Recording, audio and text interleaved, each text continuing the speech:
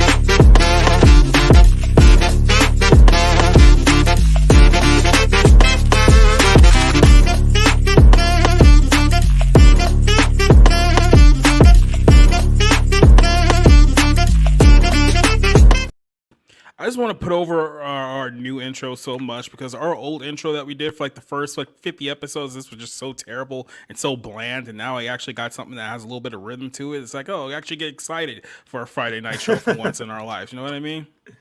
Well, you didn't like I don't even remember it now. It was just a very generic, like, movie thing where it's like the slow pace and it was like, that's right. Yeah, it was bad. It was really bad. You should have I'm telling you, you should have just gotten the Nicole Kidman thing. Like, just throw that up there, and you're good. It's not like the movie theaters are going to use it after like this year. I mean, I could have just put a brick on the screen and it would have been much better than what we were using before. But hey, guys, we're here for episode 51 of the Friday Night Movie Club. And I got a group of people who you probably have never seen ever in your life, especially on this channel, because this is kind of the Friday night show has been now. It's like I can invite some people who traditionally haven't been like part of either the bar room or like our Monday night show. So I can bring you guys in and we can go watch a movie that we may or may not like. So Spencer's back for the first time in months. I know you forever. Yeah. How you doing, Spence?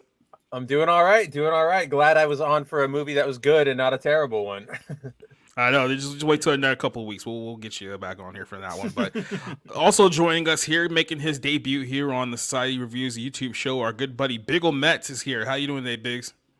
I'm doing good. You know, I didn't even know this movie existed, and you're like, there's two of them.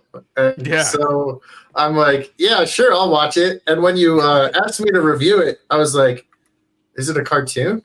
Like, that's all I do. That's all I watch is like cartoons. So it's like, it's kind of cool to see a live action. But yeah.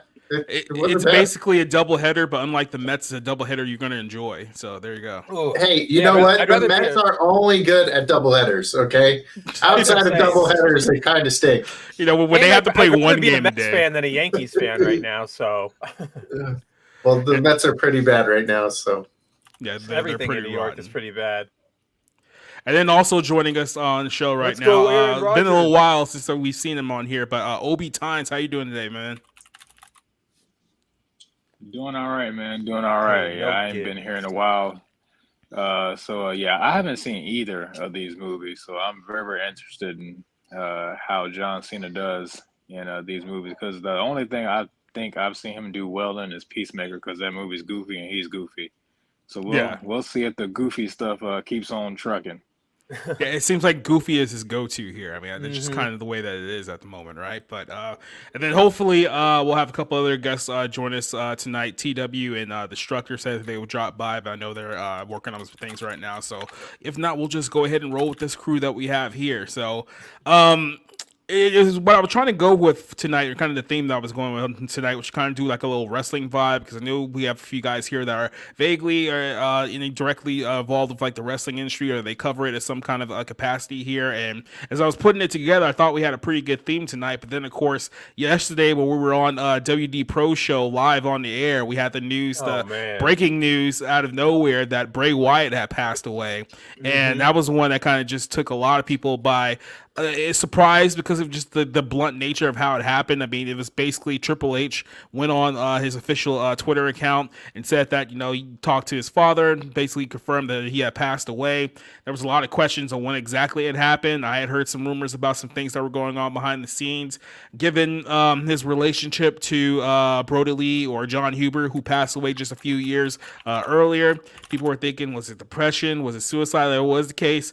For what we've been told right now, at least we can confirm at this point, it was some sort of heart-related issue that he had been dealing with for the last few months. We don't know exactly what that was, but apparently that exacerbated a heart attack that he had suffered yesterday, and he abruptly passed away at only the age of 36 years old. So, like I said, it's one of those things where I think this is the first active wrestler who's died since Chris Benoit in 2007. So we always have, wrestlers who will pass away throughout the course of the year, just the way that it is. But for someone who's actively on the roster to pass away in this manner hasn't happened in quite some time. And of course, since the last time it happened, there was some really bad after effects that happened throughout the course of that whole thing here. But just a quick little, I guess, rundown of just general thoughts about the whole Bray Wyatt situation. I talked with Spencer. I know you kind of follow like wrestling vaguely. I know kind of like through me, but when you heard like the reaction there, what was kind of your thoughts about it? It was kind of exactly what you were talking about. Is I knew Wyatt. I knew Bray Wyatt was like active. I'd seen him around. I have a friend who's a really big fan of him. So all of a sudden, I just started seeing my feed flooded with like, he's dead. Oh my gosh, blah blah blah blah blah. And I was like, what is happening? So it came as a super shock. And I'm like you said, I'm an outsider, so it's crazy to me. I can't imagine how you guys as wrestlers actually feel. And the active wrestler thing is really massive, because when you said like no wrestlers have died, I was like, well, we lost Iron Sheik, but yeah, he was retired, long out of the game. This is pretty wild. Yeah, it was like I said, it was just stunning when we first heard it. It was kind of like, it's always stunning. The way I look back at it is like when we heard that John Huber died a few years back. Yeah. And that one was very sudden too, because he was in AEW. He had only been there. It wasn't even a full year he was there. And I think the last few months before he died, he was just off TV for a while. And everyone's like, hey, what happened to John? Like no one really said anything. So we didn't have like any information to go off of. And all of a sudden it's like, oh, he passed away, making the announcement. It's just kind of like, well, like what happened, right? And then of course, the people general reaction is, well, just it's not really yours time to find out, or it's not really your information to find out. Let them respect the family and whatnot. But when someone just like abruptly dies and there's no like information about it, people are going to have questions like, well, what happened? Because I mean, he was fine up until like I knew, and then like, no, I didn't hear anything saying that oh well, he's in like really bad shape. And there was a story a couple of weeks ago saying that, he was dealing with something that could have been life-threatening, but he was on his way back. And of course, no one said exactly what that life-threatening thing was. And then even 10 days before he died, his father had did an interview saying that, don't believe what you hear like on the internet. They expect him to be back soon. So they kind of made it seem like that whatever he was dealing with, that he's past it all. Now he's going to work on his way back. And clearly that didn't happen here. OB, I know you found out basically the same time that I did. What was kind of your reaction of Bray Wyatt's passing from a wrestler's perspective, someone within the industry? What did you think about kind of the announcement, or if there's anything you have going now? When I first heard about it, I was just as stunned. I think I was almost off work or something like that, and one of my friends hit me up and said Bray Wyatt just died. I was like, huh? What? And then I went to Twitter and saw actually Triple H put it out right there front and center.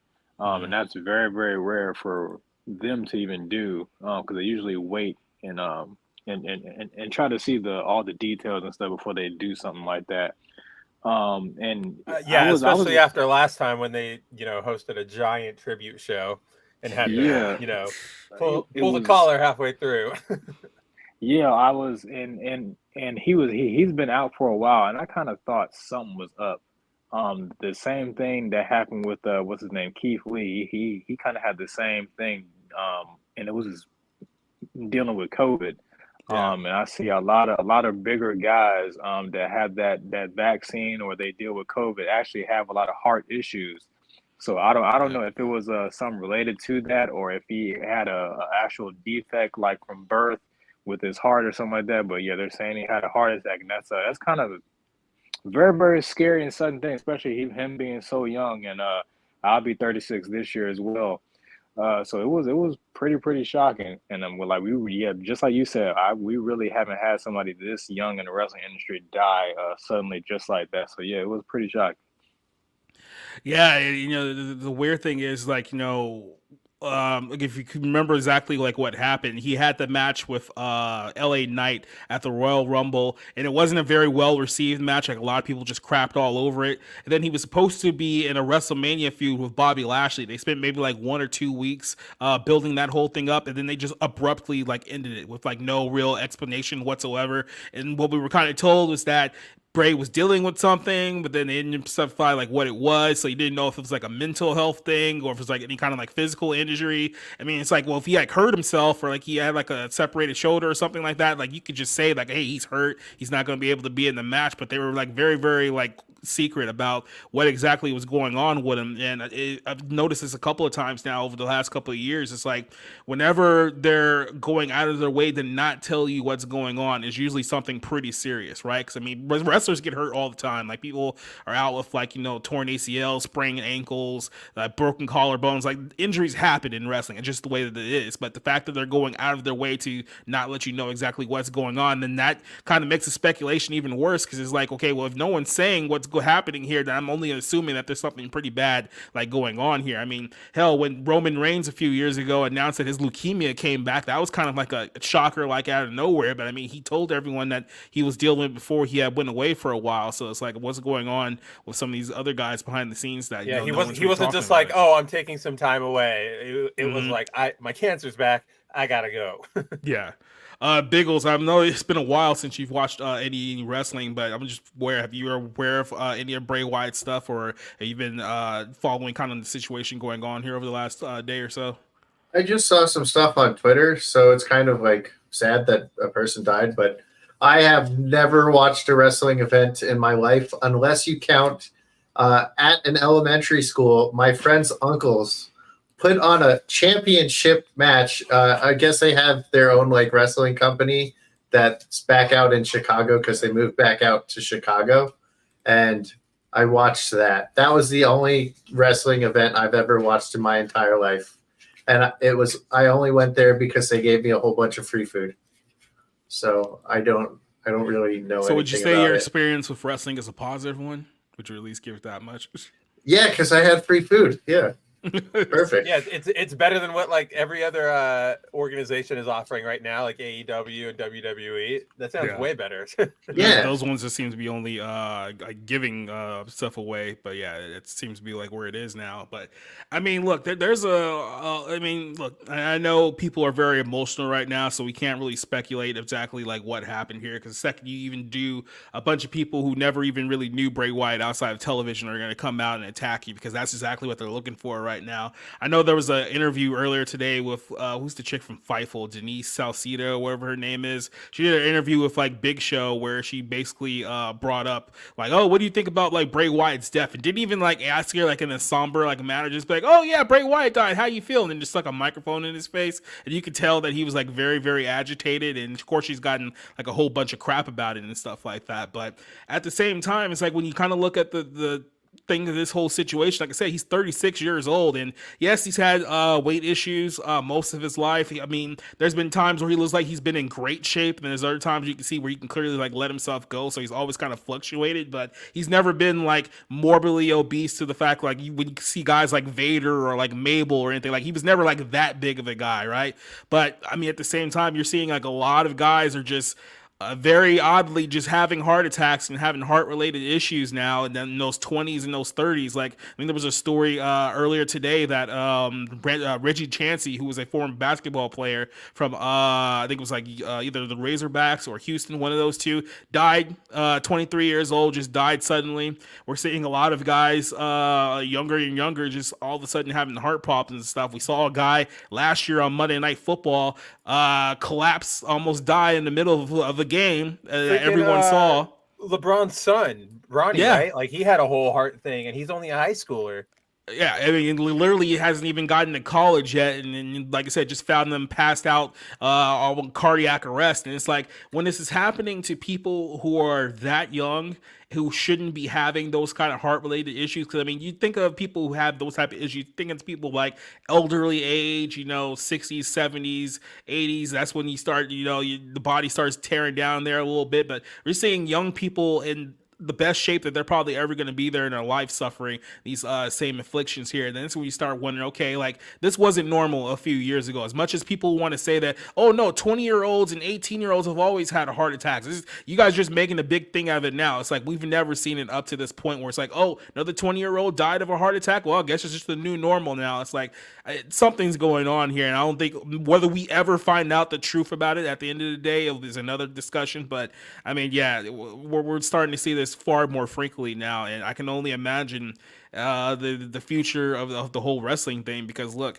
they had the tribute for Bray tonight on SmackDown. They also had a tribute for Terry Funk. I know a lot of people forgot Terry Funk also died the day before Bray Wyatt, and Terry Funk's an absolute legend in the wrestling business, has been so much influential to so many people in the wrestling business and their careers and whatnot. So I know the Wyatt thing kind of took the sales out of the Terry Funk thing as well, but I don't know. It's just like, it just feels to me that something isn't quite right here. And I feel like someone's going to have to start answering some questions sooner rather than later. And unfortunately, it probably won't be until a few more high profile people suddenly pass away till people start really digging into, okay, what's really going on here? Because this is not right. Yeah. No, you're 100% right. Like, I'm reminded of the Jamie Foxx thing that just happened when he got super sick, and everybody was like, oh no, he's fine. Like, here we're Weekend at Bernieing him, hey, Jamie, what's going? Like,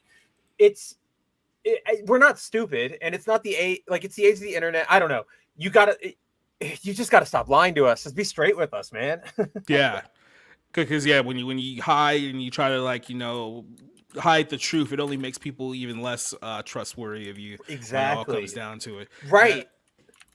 I think there was maybe an update here. I just wanted to make sure that I got this one corrected.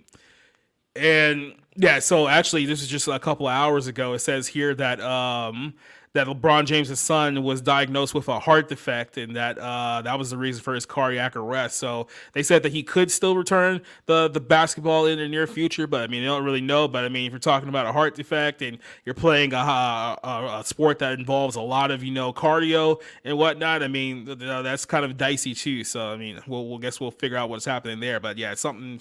It just doesn't feel awful. It doesn't feel right about this whole thing. So, but like I said, unfortunately, Bray Wyatt passed away at the age of 36. So the next few days in the wrestling world is going to be very, off, because we're dealing with yet another person who died way too young from, an illness that we probably won't know about till later on. So.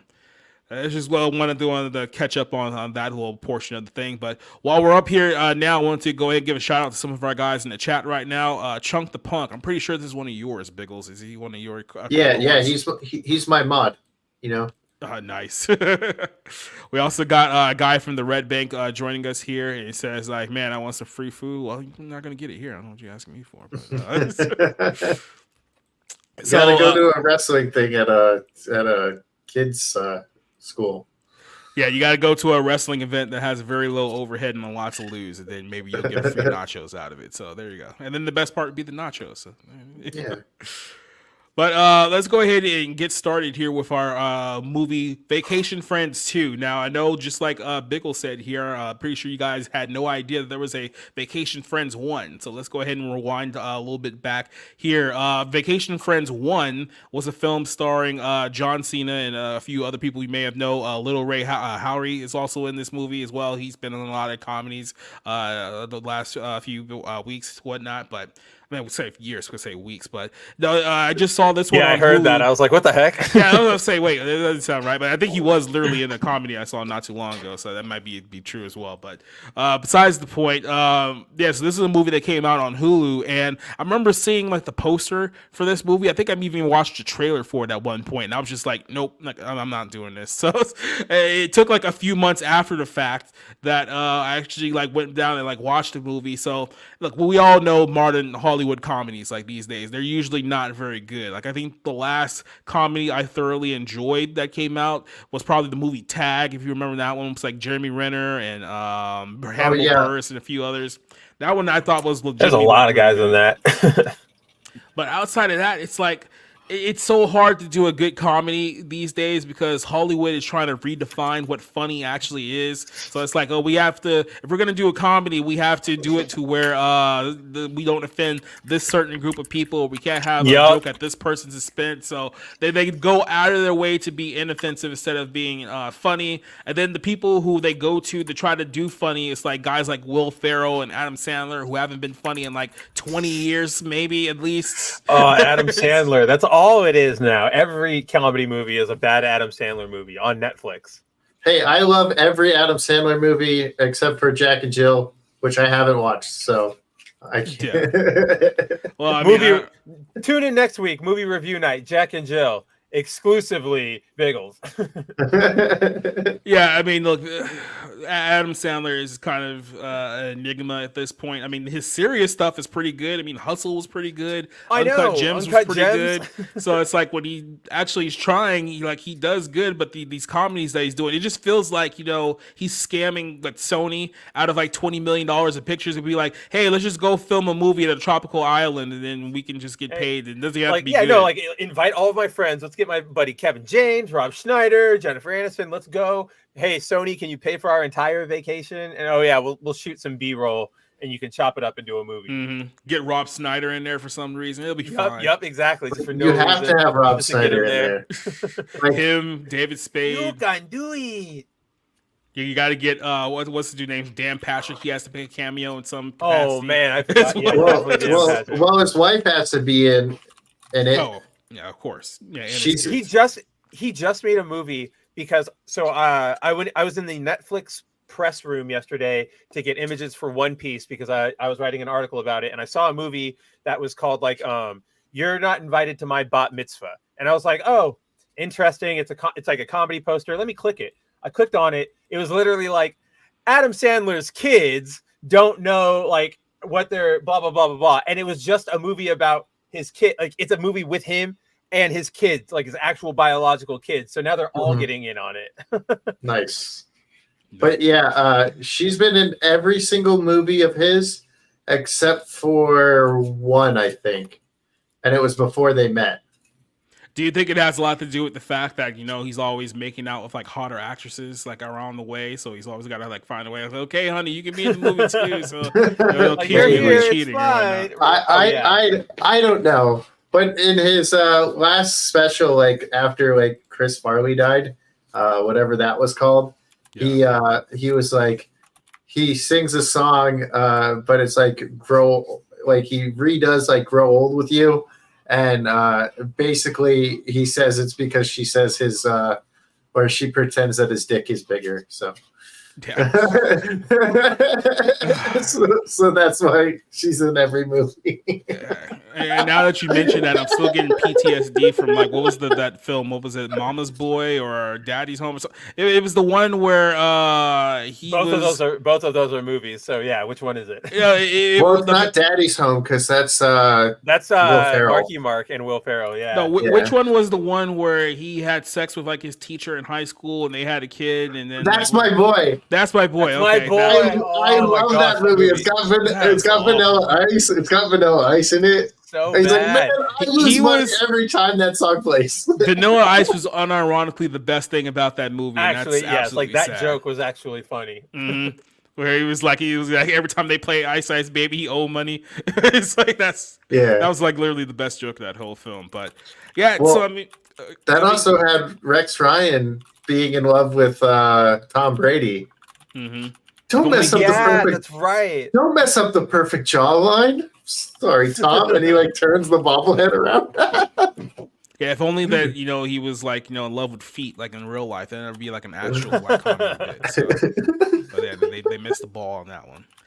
So like I said, you had a film here. It stars John Cena, and John Cena is kind of like in this weird place in Hollywood. It feels to me like he's mirrored pretty much where The Rock was at his beginning of his career. Because remember with The Rock, when he first like broke away from WWE and started doing his own movies, he was doing a lot of like comedy stuff like at the time. Like he did like Scorpion King, like Walking Tall. That was kind of like his introduction. And then all of a sudden he started doing like The Game Plan and like The Tooth Fairy and like these really goofy comedies that didn't really like go over very well. And then all of a sudden he just became like big time action star, and he realized that, oh yeah, this is probably what I should have been doing from the beginning, right? From just doing like the action stuff. But John Cena, if you've watched any of his stuff from WWE, like John Cena has very good comedic timing. He's a very good comedic actor, which is why he shines a lot in a lot of these type of roles. He's obviously, he can do action stuff too. I mean, has the look, he has the ability to do that type of stuff. Drama, I don't think that we're gonna be getting there at that point. Maybe not now. No. Then again, go ahead, Biggle. So I think they missed a really good thing that they could have done with John Cena in this movie. Because in the first one, they're always talking about how he was a Green Beret, right? Yeah. And that's how he got along with what is the black girl's name again? I remember Marcus's name. Mrs. Parker. I'll just call her Mrs. Parker. Mrs. Parker. They rarely say her Emily, like actual name. Yeah. Emily, right? Yeah. Okay. Emily's dad. Because he was also a Green Beret. And in the first one, they were always talking about it. And then in the second one, they mentioned that he is Special Forces to Steve Buscemi, who, when I heard his voice, I was like, yes, it's Steve Buscemi. And I was so excited that he was in this movie. Is that him? No, wait. Yeah. Oh, it's Steve Buscemi. Yes. Yeah, I was so excited when he was in it. But can I say something without it being spoiler? No. I mean, we haven't quite got there just yet, so just give us just one little second. Okay, so there's an action scene where I was like, oh, now it's his time to shine as a Green Beret, and it didn't happen, and I was so disappointed that I was like, this movie sucks compared to the first one, just because of that scene. Well, we're going to go ahead and jump somebody else in here real quick. Destructor, how you doing, buddy? Doing fine. What about you, brother? Hey! Doing pretty well. We're actually just started talking about the film. Well, we're actually just kind of rambling on about the state of comedy first before we really get deep into the movie here. But we're talking about kind of the progression of John Cena's career in Hollywood and where he's been at right now and how he seems to be found his niche within the comedy genre at the moment. I mean, like I said, he could do action stuff, drama not so much. But I think the rant that I was about to get on here in a second is that there's this push in Hollywood right now. There's this narrative, especially on social media, that Dave Bautista is like this great dramatic actor, and I'm just looking to myself as like, am I watching the same movie that you guys are watching? Because it's like everyone talk about, Dave Bautista is the greatest wrestler turned actor ever. It's like he's not even that good of an actor. What think films he's are awful. you watching here? He's awful. Even in Guardians of the Galaxy, I think he's fucking awful. He plays like they think he's deep because his acting style is the like. He plays stupid. He'll say something. Yeah, that's pretty much what it is. Like, because who knows if he's acting, right? And it's just like I think of the scene in Blade Runner, right? Like that's a scene everybody loves. I like it too, but it is a kind of dumb guy being interrogated. So it's like he has one note. I don't think that makes him a super deep actor. He's literally just only good at one thing and being like a cheesy 80s action guy. That's it. He's only good for like these big action shit. Okay, he belongs in like something like Gears of War or something, not some fucking like drama movie. Like get out of here. Mm-hmm. Yeah. Still waiting for that, by the way. Oh, he'd be a great Dom. Yeah, but they want to play him as Marcus. Yeah, I actually think that Batista's probably a little bit better than all the other ones. I would say he has a little bit more range than everybody else, because he has I think he's in like one of the Knives Out movies, I believe. Yeah, the second one. Yeah, and I think he's in the M. Night Shyamalan movie where you know how his movies are, but They suck. he actually kind of gives off a little bit of serious vibes. He was in James Bond, you know, he's like the big kind of scary person usually, and he actually played that role very well. He didn't really talk or nothing, but he actually played the role really well. I've kind of he has a lot of range, and we haven't seen that range with any other wrestling actors.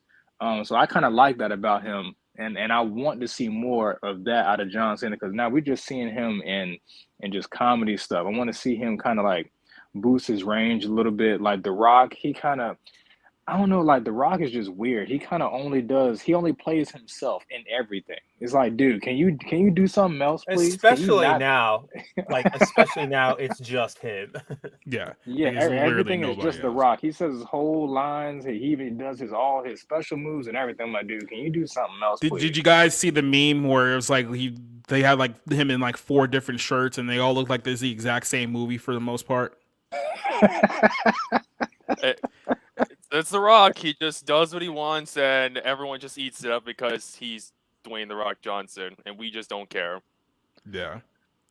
Well, let me go ahead and introduce another straggler to our show tonight. Joining us for the very first time here on Society Review Show, we got the whole bottom row here with, oh wait, he has a picture. See, I was just about to lead you in, and then you actually showed your face. And I was like, well, boom, well, there goes that joke. How you doing tonight, man?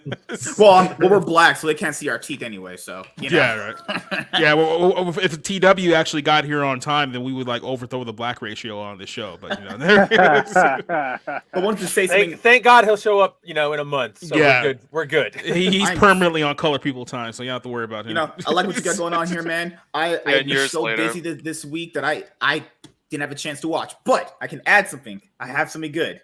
I have watched a lot of stuff recently. So if anybody asks me about any other movie, I'm good to go. But as far as John Cena, shit. Well, I've seen him in Fast 9. I saw him in. He was basically super miscast in that. He was in Peacemaker. You mean that's the brother of Ben Diesel? Don't they look exactly the same? He might have honestly been the worst villain for a Fast movie outside of like maybe insert. Man, that's true. He was worse than Idris Elba, than even the other Brazilian villain. Hold on, no, he might have been the worst because the other villains, at least they were interesting. He was just an angry white guy. Yeah, I can't even think of anyone who would be worse. No, okay, maybe as a villain. that Japanese mafia guy from Tokyo Drift, not DK. Nobody acknowledges Tokyo Drift. That's the one that even the series itself forgot about. Yeah, that movie's trash. I don't know, dude. I don't know why people think that movie's fucking donkey shit. It's because Bow Wow's in it. I went back and rewatched all of them because I do a movie project where I rewatch all the older ones to get to the new ones when I do a review of them. Went back and watched them all. Tokyo Drift is actually terrible. What have people seen that movie? The movie's donkey shit. The producers of Fast and Furious had to have a gun to the back of their head to like invite back Bow Wow for a Fast and Furious movie. They literally brought everyone else from the dead, and it was like, do we got anyone else? Nope. Damn it, I guess we'll have to call Bow Wow because he's the only one we haven't brought back yet. Like, what the hell? Yeah, the acting is really bad. Like outside of like the cars and the racing, though, there's more to movies than just that, though. Like if you're just judging it off like action scenes, and that's fine. But if we're talking like story and everything else, no, it's bad. It's awful. Like the dialogue sucks, the acting's pitiful, the pacing is boring. Like, oh god, it's oof. And then so Fast 9 is bad. Peacemaker, he was pretty solid in that. Overall, he's pretty good in that. And what else did I see him in? God, he was in something else I saw him in. Freak. No, but those are the two recent. Oh Bumblebee man, is the only thing I can remember. Daddy's Home. Daddy's Home too. He's the stepdad. Home. Oh, that's right. He's the stepdad in that movie. He's the stepdad. He's actually pretty funny in that. I actually like those two movies. I feel like Peacemaker, he gets to really be a different character, but I feel like that would be just him if he was a superhero, though. You know? Yep. I feel like that just is him. Basically, The Rock doing the same shit. Hey, look who finally decided to show us 35 minutes later. How you doing, man? It's the comfiest man on YouTube. Yeah. Except for he doesn't even have his robe now. What up? Yeah, so like I said, right over there. Bring it back. Oh yeah. give him time, he'll bring it back there. So for the those original Kenergy. Yeah, there you go. Yep. All you need is the Ric Flair robe and like a blonde hair, and then you can basically just be Ken. Oh, yeah. So there you go. Yeah, so here we had the first Vacation Friends movie. So here's kind of like the setup for those guys who haven't seen the first movie. And you kind of do have to see the first movie to kind of understand the second movie, because the second movie just jumps like right into it. But essentially you had Marcus and Emily, who were the two couple who are going on a vacation in Mexico, where he's trying to propose to his girlfriend, but he has to deal with like her family, who clearly doesn't like him, and got a lot of things going on, right? And in the course of being on this Mexican resort, they meet another couple here with Ron and Kayla, played by John Cena, and who's the other actress? Who's in this one? Meredith Hagner. Blonde chick. Yeah, That's what I Meredith call it. Hagner is Blonde chick. She's great, but yeah, I had no idea who it was. So they decide, it's like, hey, they're a couple, we're a couple, let's just hang out and have like a good time. And they find out that this couple is like absolutely like off the wall, like wild. Well, it's like, well, ahead, the reason why they were hanging out is because their jacuzzi overflowed and flooded their room. Oh, yep. Yep. And so they're just like, oh, yeah, we ruined your room, but hey, you guys come hang out with us. We can do cocaine margaritas. And I think we were calling like cocaritas a couple nights ago. So yeah, you can go ahead and do that too.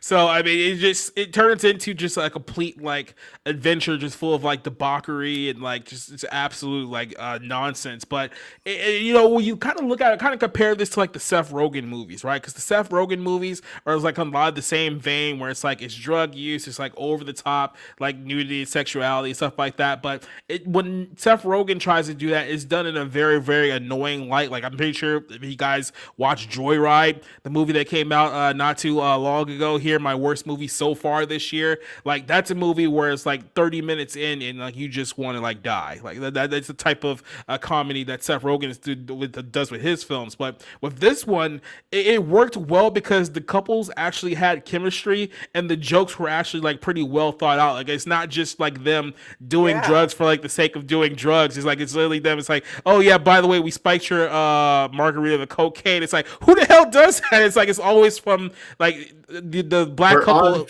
We're on vacation.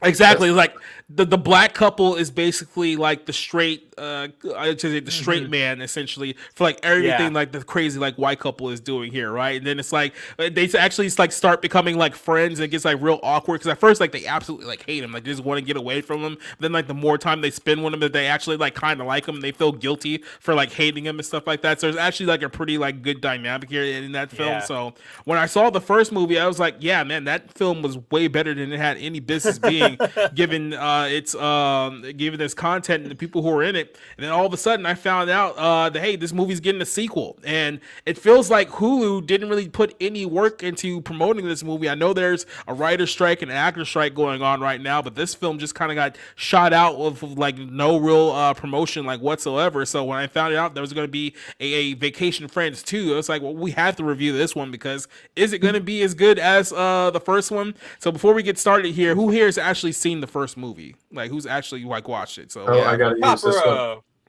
I've seen the first movie, and honestly, to kind of add on to that, it's like with this film, it feels like it's just really kind of like it really just feels like it's trying to like fix mistakes or something like that from like the first one and stuff like that. It's just arriving literally 2 years like right after the original. I don't know, man. It's like this seems rushed compared to the first one. Yeah, so like I said, for those of you who haven't like seen the first one, you really do want to watch the first movie before you see this one, because this film really doesn't kind of like give you any kind of like backstory, any kind of like catch up on the events of like the last movie. It just kind of like jumps in. So the way that it presents itself in the very beginning, it's under the assumption that you already know who all these characters are, you already know the dynamic and everything that happened beforehand, so we don't really have to explain it, because it's like literally the first like minute of the movie, it's like they're at the airport, and then like the couple just shows up on the intercom with the joke that these guys are registered sex offenders, and you're like, wait, what's going on here? But like I said, you have to like watch the first movie to kind of like understand like the dynamic dynamic there because when they see him the first time, right? So yeah. the setup here is that once again we're back on vacation. Shockingly, this time we're going to another resort because this is a work related resort here. So they go to the airport. They find out, oh, our buddies are here with us once again, but this time they have a kid because if you remember, that was a big plot line in the second film that we saw here. That in the first film that we saw here that John Cena was worried about not being able to be a father. He thought he was impotent at the time. There was this whole gag between I think what's his name characters Lil Ray's character thought that he was the father of the baby and felt super guilty about it. It turns out his wife was the one that cheated with her the whole time and no one even knew about it. So. Well, no, everybody knew about it, but he didn't. Yeah, he was the only one and he was the one who was freaking out the most about the whole thing, which is funny. And right? I thought that was a pretty good twist too, because they didn't have to get around it. There was just very natural. When John Cena wanted to tell him about it, there was a natural interruption. When his wife wanted to tell him, there was a natural it just worked. I was just as surprised as he was when the revelation came. It was the first film did a very good job on playing on the audience's assumptions of the characters and the assumptions of what was going on, and then just completely subverting them in a good way, where it was actually funny and not in that Ryan Johnson way where we're just gonna give you something that you don't want and pretend it's actually great. But so they're going on vacation here. He's got to go to work. He has a big Chinese firm coming in, so there's a lot Korean. of Korean. Is it Korean? Yeah, it's Korean. Okay. Because John Cena talks Korean during the thing. That's the only thing I remember. Oh, it says in the subtitle, speaks Korean. That's the only you know what it was? Because John Cena speaks Mandarin, I just assumed that he was Chinese when I saw it. Oh, G Bing, doing John Cena. Yeah. Bing. Let's just talk about the elephant in the room real quick. John Cena was literally just in a movie with Jackie Chan a few weeks ago. I'm not sure which streaming service it's on, but it is available. Really? I think it's on Netflix actually right now if you go watch it. And it's one of those Chinese action films, so it's made for a Chinese audience. It's not bad, but there are some ridiculous points in the movie. There's just one 90-pound Chinese girl who jumps out of a moving bus, lands on the ground at literally 70 miles an hour, and then lets the bus roll over her, just show how badass she is. And okay, really, guys? Sounds very communist. Not gonna lie. Yeah, it belongs in the trash. Well, technically, it should have been a tank. Mm-hmm. It should have been, right? That would have been more accurate. Is that too soon? Not soon enough. I was about to say not soon enough. Wait, you said you got ran over by an Asian? They can't see that girl. Their eyes are this small, man. What the? Oh, God. So, go ahead. Well, that wouldn't be the first time John Cena getting clowned on by Asians. I mean, Chinese government owns them like a dog, so. That's right. Yep. We all saw that apology video from the Fast 9 promotion where he had to apologize for acknowledging Taiwan as a country. Well, Gigi Bing. Well, so sorry, China. Do not kill me. Didn't he actually buy a home out there? Am I just imagining that? I'm pretty sure he did move to China for a while. I think he did. No, he has a place, his own place in some place in China. It's not one of their important cities or anything. I don't fucking know. All the Chinese stuff sounds exactly the same to me. So why the fuck would I know? All the voices just sound the same after a while. So the screenshot you showed right before this one, that was actually one of my favorite parts of the entire movie. They're saying how great they are as parenting. And how he's a helicopter dad. And then they're he's crawling. What? And they're the lady comes over and was is this your baby? He was crawled under my table. And I thought that was one of the funniest parts of the entire movie. Yeah. Oh yeah, I mean, see if I can find the pic here because they brought back the bartender from the first film. Yeah, now he's I liked him. He's not the bartender. He was the manager of it. Manager. And he's probably the best character in this movie. Mm-hmm. I mean, they literally have him babysitting as a side adventure while everything is going on behind the scenes here. So yeah, and he's trying to get this girl too. Yeah. Which I mean, look, if we're being honest here, if a girl like has like a literally like a newborn baby and she's single, it's like that would be like a massive red flag for everyone involved, right? Like, Oh yeah. Unless she was Run. like beaten, like be like black and blue. Yeah, run the other way. yeah. Then again, if he's in jail, that's also not a good sign either. So I mean, that's She So would or he has kids by like 5 other women or whatever that current like TikTok is that's going around. Mhm. Oh God. Oh, let's not talk about that. That's gonna bring up PTSD here in a second. I knew you knew what I was talking about. Yeah, I was waiting for that. It flashed. and I then mean, it I was like, clicked. oh god, it's like, oh. There's some debauchery going on here, but while they were at their location here, and they're seemingly trying to like have a good time, but they want to have too crazy of a time like they had the first time around. All of a sudden, guess whose dad shows up, and it's played by Steve Buscemi here, who's also in the movie. And you start getting kind of like the dynamics here of like the first film. It's like, well, what can we do that we haven't already did in the first film? Well, let's bring in Steve Buscemi to play Kayla's dad, and then all of a sudden, Buscemi here has a let's just say a secret past that he's trying to keep away from everyone, and everyone's just thinking like the worst, like right out of the gate. It's like, oh, he's involved with drug dealing, gun running, like he's doing something because he has like these African guys chase them, which we'll talk about later on throughout the film here. But it's like you have to have done something. Like you can't just be innocent, even though he protested the entire film. It's like, no, I'm innocent. I didn't do anything that you guys think that I did. But of course, like I didn't do any serious crimes. I got screwed by the system. Don't blame me. Don't blame me. It was just tax evasion. Like exactly. I just didn't pay my taxes for a few years. I shouldn't go to jail for that, right? I mean, that's usually what we all agree with there. But you shouldn't go to jail if you don't pay your taxes. Yeah, Fucking I mean, theft, extortion from the government is never fun. Right there with you. Mm-hmm. Give me my money. Where's my money?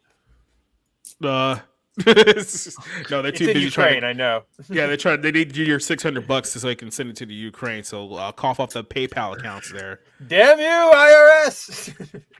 But let me ask you guys, for the guys who have seen the first movie, what did you think exactly of the opening and kind of the setup of this film? Because to me, it felt like they kind of just got right into it, but I would have liked just a little bit more setup with the film before just kind of like going straight into the adventure. For me, it just kind of felt like it was a very abrupt start. Like they were missing like a few minutes of like material there to kind of get the audience accustomed to. Like I said, you could say this is a content movie, and they're just assuming that everyone's watched the first one before they watch this one. But I would kind of like that setup to kind of differentiate the two movies. So, what did you think, Spencer? Yeah, no, like I'm right there with you. I think there's like from them, there's like that scene where it's like the first scene where they're in the car in Mexico and they look out the window and they see John Cena and his wife, and they're like, crazy white people, like ridiculous. And then it cuts to them at the hotel and everything goes wrong, and that's when they meet and they invite him in. Right there needed to be something more. I think there needed to be. I don't know. Just I don't know what it is, but I'm right there with you. Just a little bit more setup. I think the fact that they did roll with it was a little jarring, but the fact that they kept rolling and didn't like take a minute to go, oh, okay, hold on. We're 45 minutes into the movie. Now let's do the backstory. I think because they didn't do that, it worked a little bit, but I'm right with you. I would have just like 3 minutes, nothing, like one scene. Mm-hmm. Tease me a little bit, Oh, what'd you think, Biggle? So for the first one, I actually liked that it kind of just went to the proposal and then all the craziness. But in the second one, I think maybe it needed like, oh, we're going on this trip for like maybe like a minute conversation between Emily and Marcus that they're going to this hotel for this meeting and they're going to invite Ron and Kayla because they want to go, and then it could have went right into the airport scene and it would have made more sense, because I was like, who the fuck is calling them sex offenders? This has to be like Ron, right? Mm-hmm. Yeah, exactly. But it was like a girl's voice, so I think it was definitely Meredith. Yeah, it was. Yeah, I was like, if they gave us like 1 minute prior to the opening, like everything would have made sense. And then when she's like, well, why didn't you tell them, Marcus? Like, I was like, what? Why didn't you tell them what? Tell me, Marcus. Like, I was looking at the character for not telling me what was going on. TW, you did too. Get a chance to watch this one, right? Oh, what's up? You did get a chance to Yeah, watch this like one, I right? watched the first one. Honestly, I felt the first one was honestly. Oh, what's up? Oh yeah, I got a chance to watch this one. I watched both the first one and the second one. This one kind of feels like a bit of a downgrade from the first, but that's not really saying that the first one was really anything all that great. But yeah, it's just like you were saying before, this one's just majorly rushed. And I don't know, man. If you didn't see the first movie, you're gonna immediately not like this. I personally feel. I think so. I think that's pretty accurate. Mm-hmm. Like I said, it assumes you already know the dynamic going into there. So if you're just watching it off the rip, you're like, who are these characters? Why are they acting like this? It's like, I don't get it, right? Exactly. Destructor, did you get a chance to watch this one or the first one? Not really. Been busy with shit. But from what I described, sounds like a very cheesy movie. Leave it at that. Times, do you get to watch either one beforehand? Yeah, he's on there. We'll pump back to him in a bit, but yeah. So like, yeah, the kind of like it was me, right? yeah. No, Oh, no. shoot. I said hit. I'm speaking the time, but you can go ahead and. God. Okay, by the way you're describing this sounds like the movie I put in the private chat. That was the other movie I saw him in, Playing with Fire. It was with Judy Greer. God. Oh, I know which one you're talking about. Yeah, so I was with my ex at the time. I know what you're talking about. Yeah, and we started just fooling around because it just was movie just bored the shit out of me. It sounds like that. Like, bruh, fuck. This sounds like one of those Netflix and chill movie. Girl, just unzip your pants and just gawking on your cock. That's that's probably the best endorsement for this film that you're going to get the rest of the night. So there you go. Yeah, there you go. That is like an 8/10 review. What are you talking about? no. The way it sounds like just like that horse shit movie that I saw. I was like, bro, I wasted money watching this trash. Nothing unless he's in Peacemaker. I'm watching nothing that guy's in. It's so unbelievably bad. God. Exactly. I'm trying to think. Like, does John Cena like really have kind of like a standout like role outside of Peacemaker? Because I mean, I know he's been like in a bunch of like big things, but he's never really been like that centerpiece. It seems like that's the only one. They should have hyped up the first movie a lot. Maybe like like I think his role in the first movie is pretty damn good. You should be highlighting that one. He's great in the first one, and the Best second character one. in the first one. Highlight. Yeah, exactly.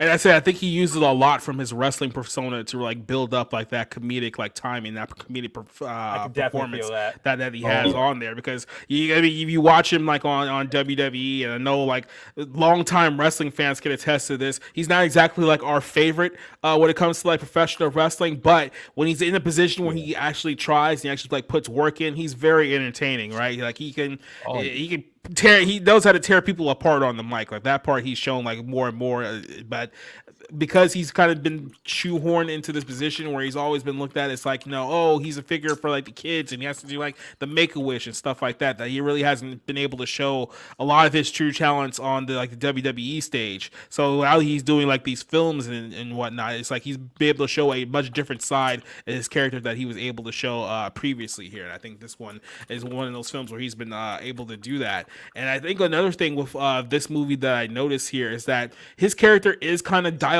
back a little bit, because I think at the time with the first movie we got to see him like more of a human side of him when the film progressed. So it wasn't just like wacky and crazy and over the top here, because the plot here with this film is that he's trying to gain a relationship with Steve Buscemi, who's playing his wife's father, and his whole gimmick throughout the entire film is like, oh, I like everyone and everyone likes me. There's not like a single person who like doesn't like me. And Steve Buscemi just kind of gives him the cold shoulder like right off the bat, and he's kind of like, oh, that feels weird, because he's not used to like anyone like rejecting him. So it's like as the film is like going on, every time he's trying to like impress Steve Buscemi, he's like, oh, okay, that was cool. They starts getting like really angry at the fact that he's not developing that relationship, because he's like, my whole thing is that I'm cool with everyone, and now it's like the one person that should be the most cool with like doesn't even like me. So it's like, what's going on here? that whole thing actually set up like, I didn't think I would find this moment as funny as I did, because in most movies it's like an eye rolling, like, oh my gosh, like of course this is what they do.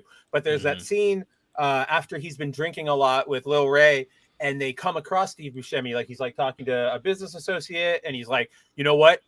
I'm drunk, like I'm gonna go confront him. I got something to say. And he walks up to Steve Buscemi and he's like, hey, I got like something to talk, like I have something to say. We need to talk right now. Yeah. And you're like, okay, everything I know about this character, he's confident, he talks straight, like he's gonna, lay it out. And then he just goes like, why don't you like me? And he gets like super like sad and babyish. And I was like, crying. Wow.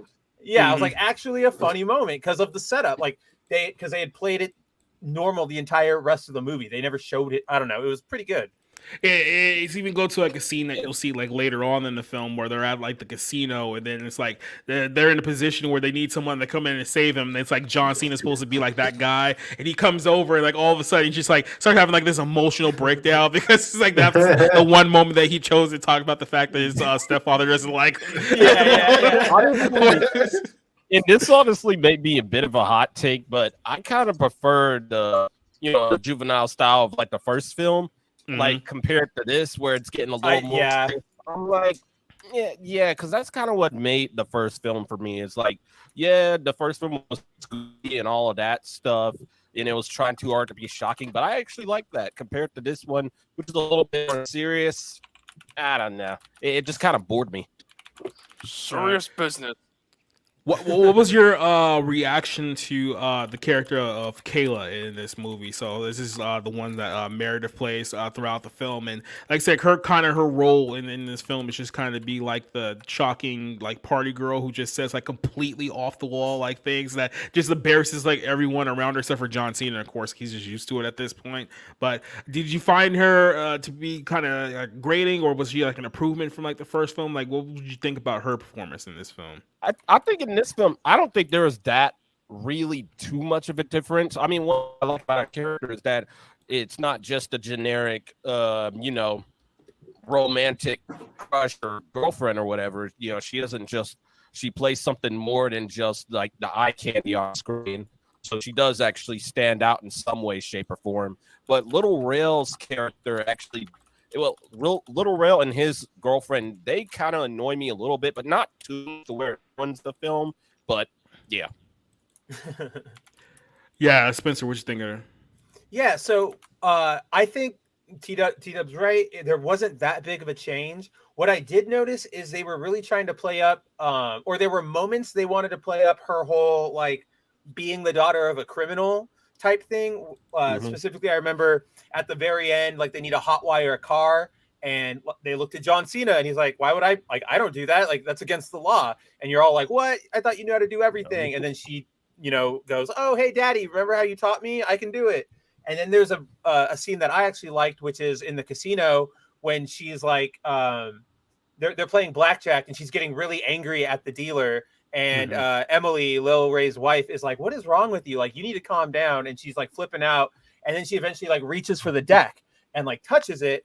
And then they're like, oh yeah, that's right. You have to burn this deck now. Like, I'm sorry. And she's like, I got to go to like bathroom. Like, I'll be right back. And she like leans over and she's like, oh, I did that on purpose because they were, using a cheating deck, and now they have to use a brand new one in front of us.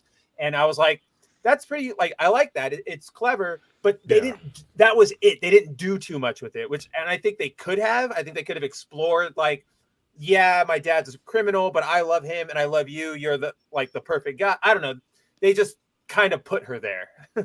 It's one of those things where it's like her character is like so crazy and off the top, and then you realize that she actually does have some brilliance to her, as well. Like the whole like counting cards scene, which actually was a pretty funny bit when they come back around. It's like she's sitting there and she's like winning now all of a sudden, and then it's like, you need to take you away because counting cards is illegal. It's like, oh no, I'm not counting cards. I'm just like checking the deck and pay. I can't remember. I'm just like checking the face. Like she just explains like the way exactly the counting cards. She says, I am.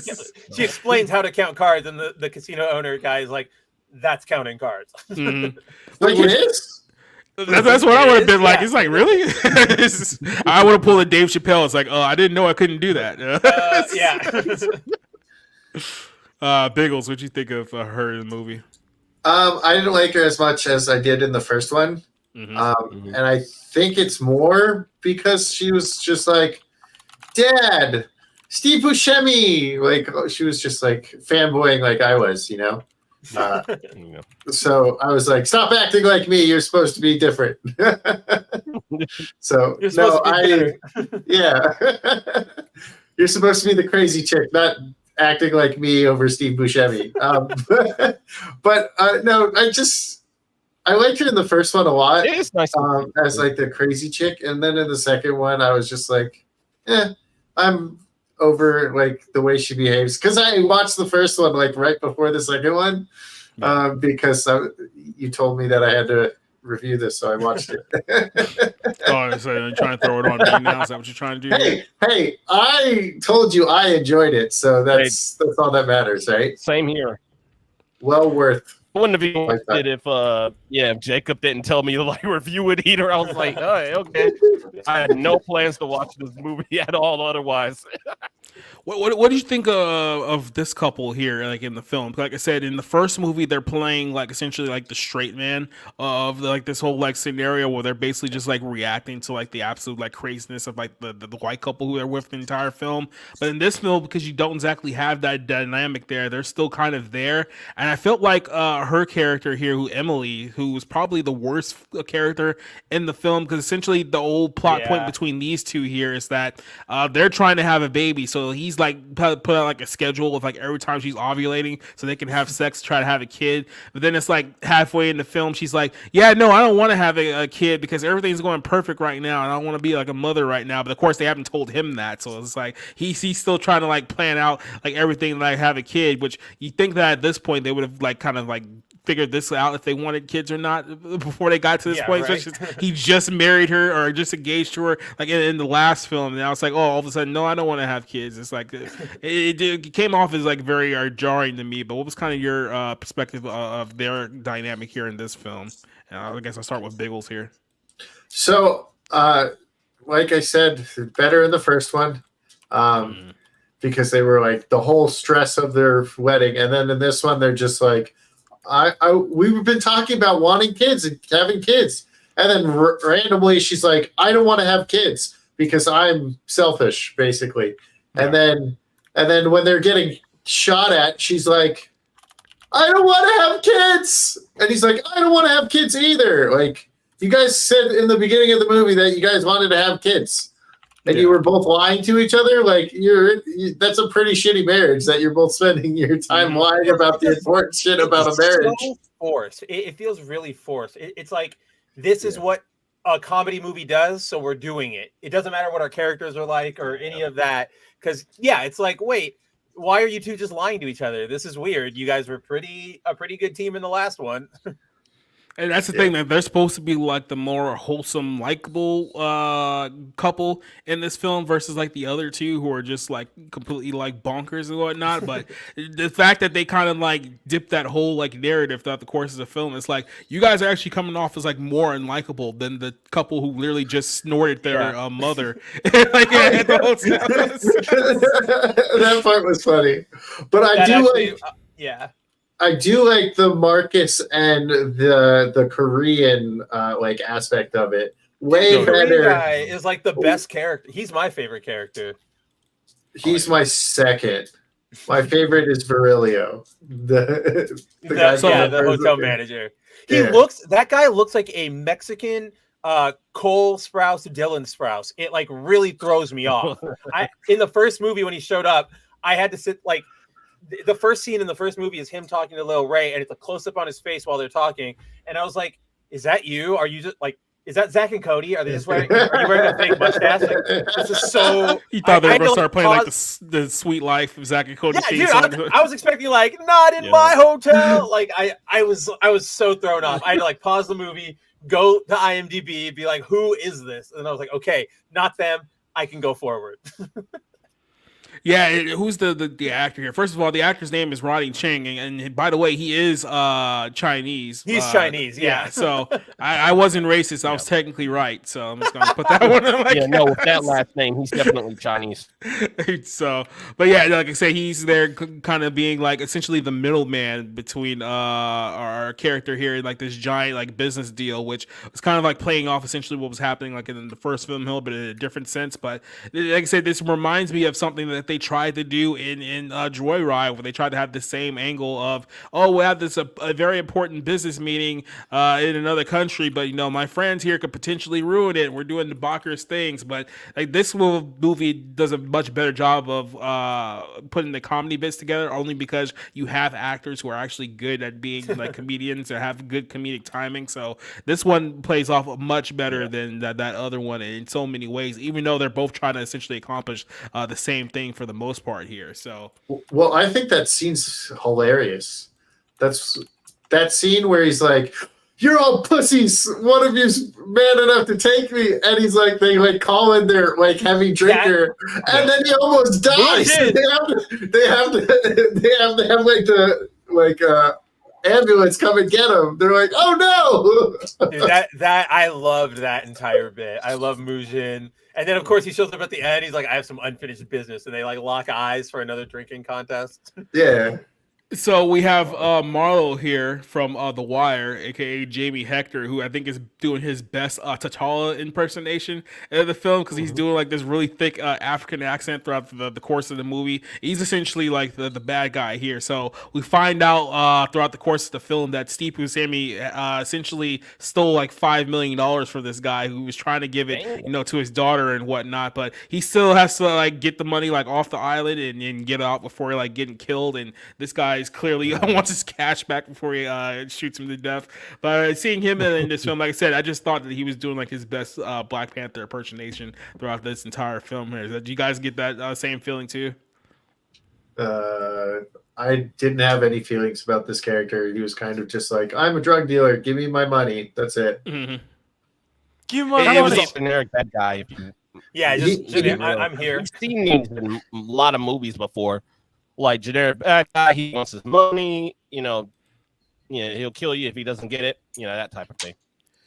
It feels like maybe they were kind of like banking on like the audience being, "Oh yeah, that's the guy from The Wire. I know that guy. I watched The Wire before." So I wish I could have said that, but I never watched The Wire. Me neither. I did not realize until Jacob just said that was him. So it was lost on me too. Wait, who here has actually seen The Wire? Like who hasn't seen The Wire? I guess I should say. Has not. I haven't. I think it's almost everyone. Now, I'm gonna assume that OB has also watched it too. So yeah, I think everyone's pretty much seen The Wire. So okay, I've heard a lot know. of people talk about The Wire for years. How great it was, but I was never inclined to watch it. No, well, it should be time for you to get HBO Max and figure something out then, right? Well, I got wires right here connected to my microphone. Does that count? No. I think so.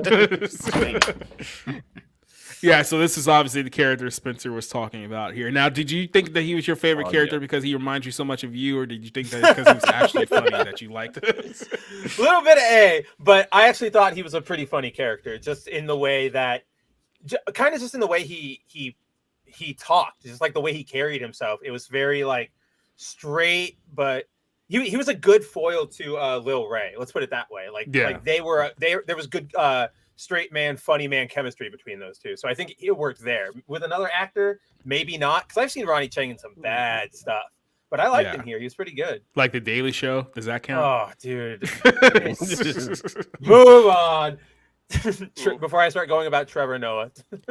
So this was one of my favorite bits about the whole movie. We kind of talked about it here a second ago. Is when Steve Buscemi mails a pizza box to Del Rey's house. So he to his office actually, and so he like freaks out because he sees it's just a big white bag. He thinks it's cocaine. So he like goes back to like the hotel, starts yelling at him, saying, "I can't believe you sent cocaine to my office. You almost got me fired." And then of course John Cena and his wife here just like immediately start snorting the cocaine because they think it's drugs. And it's like, "I didn't see you guys cocaine. I sent you your mother's ashes." It's like, "I just snorted, Mom." It's like, yes, you did. Yeah, like I said, it's the growing bit here. It's like say everyone thinks that he's into like something illegal, so they just assume that, oh, it had to have been hardcore drugs. It's like, no, I just mailed your ashes here so that we can bury your mom at sea together. It's like, oops, kind of blew that one. See, I also thought that was a good moment for the wife, or the white wife, because that was the moment where she was like, "I snorted, Mom." Oh, and I was like, "Oh, that's pretty funny." Like she's still rolling with it. That's good. Exactly. She didn't like freak out, because if she started freaking out, it's like that's not what you would have done. Yeah, exactly. Like, there's just nothing here that freaks her out at this Right, point. exactly.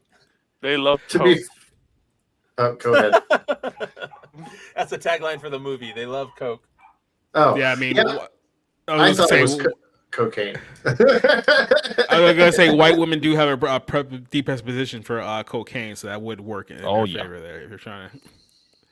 So here we get to the point in the film where it's like they're in, I think, Cuba, or they're heading to Cuba, except for they don't know they're going to Cuba. They're just like, oh yeah, we're gonna go to a nice little getaway and it'll be fun for everyone to have. We're just gonna get in this rickety plane over here that looks like it's gonna fall off before it ever gets off the runway. But it's like, so Steve Buscemi is like kind of like still like leading people on, because it's like he's not technically lying by what he's doing, but he's lying by omitting like very important information. He like leaves out to like the very end, which is honestly just... like what in this scene when they fly off and he's like, I'm taking you scuba diving, and they go to like the really gross like shipping yard and they still get in the water. Like I thought that was pretty funny. Like everybody being like still trying to snorkel, and then John Cena being like, I have to talk to him because this is the grossest like water we've ever, like I have to talk to the authorities.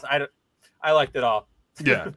So while this is happening here, our former, I guess you could say, hotel head has now found himself in a position where he's, because keep in mind, you forget throughout the course of this film that Cena and Kayla have a kid here. So it's like he has to be the one to like watch the kid. Then he like tries to hit on this chick over here. He thinks like, oh yeah, I'll have a shot with her. And then she starts talking to him as if like she wants to like hire him like as a prostitute. It's like, what exactly we're talking about? It's like, no, I just need someone to watch my kid.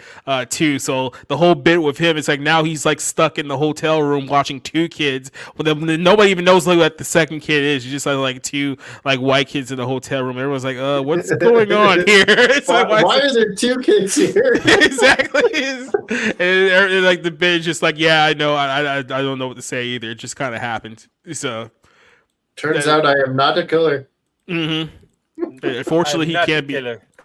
Fortunately, he can be trusted with children, unlike some people who we won't name on here because we want to stay on the YouTube. So, unlike most of Hollywood, or the government, that too. I mean, you don't want the president stiffing your kid's hair either. I mean, nobody wants that. Oh yeah, I love kids. Sniffing them like cocaine. The kids smell good, they're like Coke. That's a good tagline for this movie. Children are not cocaine. Yeah, right. or grandma's not cocaine, and either one, I think that works too. So the funny part about this scene here is what we get to is that when they're trying to escape from Cuba, then John Cena once again uses like the absolute wrong time to try to be like the hero. So this is the point where he's like, no, you know what? I'm gonna go stand up for everyone, and I'm gonna stand up to these guys who, keep in mind, are there to, I think it was like the Coast Guard who was like literally like coming like stop them because like Steve Buscemi didn't tell them like, oh yeah, by the way, we're in Cuba and we're stealing $5 million. Say we may want to like get out of here. So Cena tries to have like his hero moment that gets immediately cut off like once the Coast Guard starts shooting at them, and then it's like, oh yeah, never mind, just get in play, like screw all this. It reminds me of that scene in like Tropic Thunder where Ben Stiller like right at the end decides that he's gonna be like the hero and like save the day. So he goes back into the village, and the second they start walking around, it's like the little kids like stabbing him in the shoulder. He's like, I was wrong. Dude, and then he like cartwheels the kid off of him. That's my favorite part. Yeah. It's like instant gratification. It's like, yeah, we completely screwed up here. So this is where Buscemi finally breaks the news that he's been lying to everyone. Shocker. He was kind of being just a little bit deceptive about everything that was going on here. And then when he finally comes clean, it's like, yeah, look, I stole like a bunch of money and I'm trying to like give it to you guys, but now these guys are trying to kill me. The plane crashes, and then it crashes in the middle of the field here. And then of course he manages to find a way to blow up all the money that he was supposed to give. So it's like he had a pitfall of like $5 million and it just went poof. But it comes back well here because this is a little part that we forgot to mention too. It's like when he comes to like meet this like his daughter and his like his steps, I guess you could say son-in-law, whatever the case is. But when he comes into him, he's like, "Oh, I got this great idea. It's called cryptocurrency." And it's like, yeah, it's called something called scum coin. It's like scum coin. You mean scam coin? It's like no, it's scum coin. It's brand new. So like, say he's getting like one of those like turd coins, like something like Doge or like Shiba Inu. And it's like, oh yeah, just put all your money into this, and we'll have like millions of dollars. And everyone's like, dude, he's clearly scamming like everyone. And when has this ever worked? And that spoiler alert, it's never worked. I think we even mentioned this last night during the stream when we were talking about Disney. The whole idea of, oh yeah, we're gonna buy the dip. But it's like, well, if the price keeps dipping, you're just throwing your money away in a crash. Like you should like wait for the bottom before you continue to buy the dip even further. I'm waiting till Disney goes $31 and then I'll buy a share. Mm-hmm. Well, you got a long ways to go there too. I'll buy the No, entire it'd probably be a month. You know, give it a month. give it another Rachel Zegler movie, and then they'll probably tap it. Exactly. So this was a great part. So now they're stuck there on the island. This is where John Cena and Steve Buscemi finally have like their big blow up because it's like, why don't you like me? It's like everyone likes me. Why don't you like me? I can't handle it, right? And then it's like even like when they're supposed to have like the big emotional like breakup blow up scene here, John Cena is still like, and to be fun, to be honest with you, your father, I kind of don't like him a little bit. It's like, even then, he's like just so non-serious about like this whole thing. Even Mike's supposed to be like the big tough like Marine guy who had like all the experience of like killing a whole bunch of people. It's like he's everything about his life. 42 kills. And like, some iffies. Some iffies. Some people tell you about the iffies. I love the kids. So before this part, I think they really missed out on taking advantage of John Cena being like a Green Beret or in the show or in the movie or whatever. I knew this is what you were going to bring up. Yeah. And so that was what I was saying earlier. They're all shooting at him. And I was like, oh, yeah, John Cena, it's his time to shine. 42 kills and some iffies, right? He's going to rack that up now, right? Yep. And nothing. He's just like, all right, go this way, guys. No, hide here. That way they don't do. And then Marcus's phone goes off and it's like, you're ovulating. And they get caught. It's like, fuck. You ruined everything. Yep. For something you guys don't even give a shit about, apparently. So, like, it makes that part, like, even more I was waiting for, like, Ron to push them down the thing, Be like, this is your fault. Yeah. And then, I was kind of hoping for, like, him to be like Super Cena in this movie. I would have actually loved that. I was going to say, awesome. This would have been like a perfect setting for like some kind of like, Expendables type, action scene where he finally like lets his true power go and like just kills like everyone. Is like they kept teasing you that something like that was going to happen at some point, but you never got the payoff here. So it's like it was always John Cena steps in the hero role, and then it's like immediately like, nope, not going to happen here. Rip. Yeah, huge letdown. So this comes to like one of the best sequences here of the film, because keep in mind, while all this craziness is going on, dude at the hotel is like still taking care of these two kids that he has probably absolutely no business be taking care of like in the first place, right? So they end up chasing him all the way back to the hotel, and Steve Buscemi is like, like, you finally caught me. So they're pretty much dead to rights here. So it's like, okay, what we're going to do, because we don't have this dude's money. We just blew it up. And he's pretty pissed right now. So they try to like talk their way out of it. So they bring the Hispanic dude in to pretend like he's some kind of like hidden secret crime lord in the island that nobody knows about, but he's like the one running everything. And the kind of like the bit was that he was like working on like his acting skills, and he wanted to like play like this kind of like Scarface like level of like villain. So this is like his only chance to like fool the bad guys into thinking that he is who he really isn't at the end of the day. And that was actually kind of a good bit. And I do like the part like when you get to like the end part of that bit, they even like acknowledge that, okay, this is going on a little too long, you're letting it a little too thick, like they got the point, you have to keep going like anymore, right? Because you're just gonna like blow this whole thing. Well, I actually like the resolution to this because he's trying to trick the drug dealer and he's given the whole thing, and at the very end the drug dealer is like, these two can go. I don't even like this isn't working, but I don't even know who you are. I don't care who you are. Like, go. Like, just stop this. Stop. Like, you're just annoying me at this point. Like, just go exactly. Yeah, so then of course it's like, well, they're gonna kill your dad if you don't have his money. So Cena just goes, wait, no, I have your money. It's like, here it is right there. And then they go to Marlo and it's like, yeah, okay, you guys are free to go now. And everyone's like, wait, what? Like, what happened? And then of course it turns out that they actually made a crap ton of money on Scomcoin. Because it actually did go blow up the way Steve Buscemi said that it was. Funny. That was really funny. Exactly. It was like it was such a dumb resolution, like, to the whole thing, but the way that they set it up, like, earlier, I can say this is literally like this part right here. It's like, yeah, hottest ILC of the year launch secures market. Yeah, secure commerce for online markets. I also just love how Steve Buscemi's being such a boomer about it at the beginning, where he's like, "Oh, I'm gonna go tell him about cryptocurrency. Like, you ever heard of crypto? You got to get into crypto." And it's just like, God, what a boomer. But then, it turned out he knew what he was talking about.